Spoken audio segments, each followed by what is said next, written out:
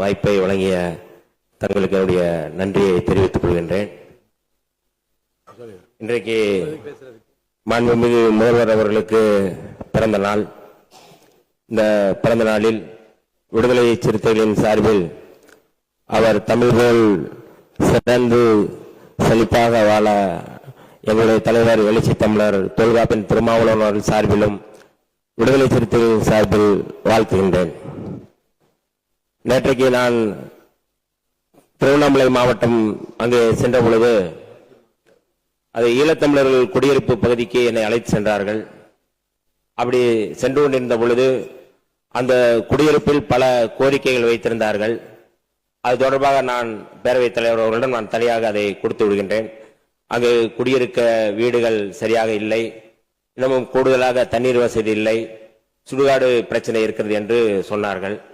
அதை இந்த நேரத்தில் மாண்புமிகு முதல்வர் அவர்களுடைய கவனத்திற்கு கொண்டு செல்வதன் நோக்கம், அந்த ஈழத்தமிழர்கள் குடியிருப்பில் முதல்வர் அவர்களுக்கு பிறந்தநாள் வாழ்த்துக்களை தெரிவித்து ஈழத்தமிழர்கள் சார்பாக பிறந்தநாள் வாழ்த்துக்களை தெரிவித்துக் கொள்கிறோம் என்று சொன்னதின் அடிப்படையில் இந்த செய்தியை சொல்கிறேன். அது வீடியோவாகவும் எடுத்திருக்கிறோம், அதை நாங்கள் பகிர்கிறேன்.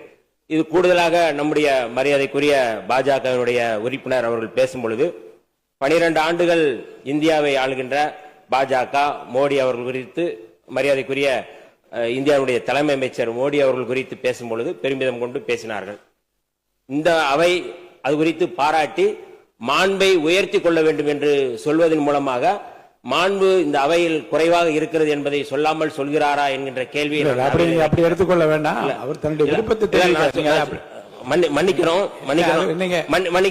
மன்னிக்கணும் தயவு செய்து. ஏனென்றால் தமிழ்நாட்டுக்கு தேவையான நிதி, நான் ஏற்கனவே நம்ம தேசிய கல்விக் கொள்கை 2020 இந்த அரசு மாண்புமிகு அமைச்சர் இந்த மாண்பு உறுப்பினர் பாருங்க, மாண்பு உறுப்பினர் பேசிய அந்த உரையில இருந்து நீங்கள் மறுப்பு சொல்லுகிற கருத்து எதுவும் இருப்பதாக எனக்கு மனதுக்கு படவில்லை. நேற்று நீங்கள் திருவண்ணாமலைக்கு சென்ற செய்தி ஏற்புடையது. அடுத்து மாண்பு உறுப்பினர் பேசிய அந்த பேச்சிலிருந்து எதுவும் பேச வேண்டாம் என்று கேட்டுக்கொள்கிறேன். அதுல ரொம்ப நான் தயவு செய்து மன்னிக்க வேண்டும் என்று நான் நினைக்கிறேன். என்றால் என்னுடைய கருத்துக்கு எப்பொழுதுமே அதுல என்னன்னா, நான் அனைவருக்கும் கல்வி திட்டத்தின் இயக்கத்தின் மூலமாக தமிழ்நாட்டிற்கு நியாயமாக கிடைக்க வேண்டிய 3458 கோடி ரூபாய் ஒதுக்க வேண்டும், அது தர வேண்டும் என்கின்ற கோரிக்கை தமிழ்நாடு தொடர்ந்து கோரிக்கை வைக்கின்றோம். அப்படி அதை மறுக்கின்ற ஒரு அரசு இந்திய ஒன்றிய அரசு.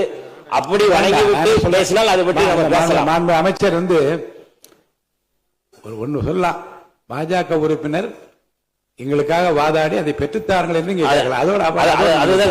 சொல்ல வரேன். அது குறித்து அவர் பேசி இந்த மாண்பை உயர்த்துவதற்கு அவர் சொன்ன அந்த படுகர் சமுதாயம் அப்படிங்கிறது, நாங்க சமூக நீதி துறையின் சார்பாக ஏற்கனவே இந்த கோரிக்கைகள் நிறைய நம்முடைய துறையின் சார்பாக வந்திருக்கிறது. அந்த படுகர் சமுதாய மக்கள் பழங்குடி சமுதாயத்தில் சேர்க்க வேண்டும் என்பது அந்த மக்களுடைய கோரிக்கை. அது குறித்து மாண்புமிகு முதல்வர் அவருடைய கவனத்திற்கும் நாங்கள் கொண்டு சென்றிருக்கிறோம். கட்டாயம் அது குறித்து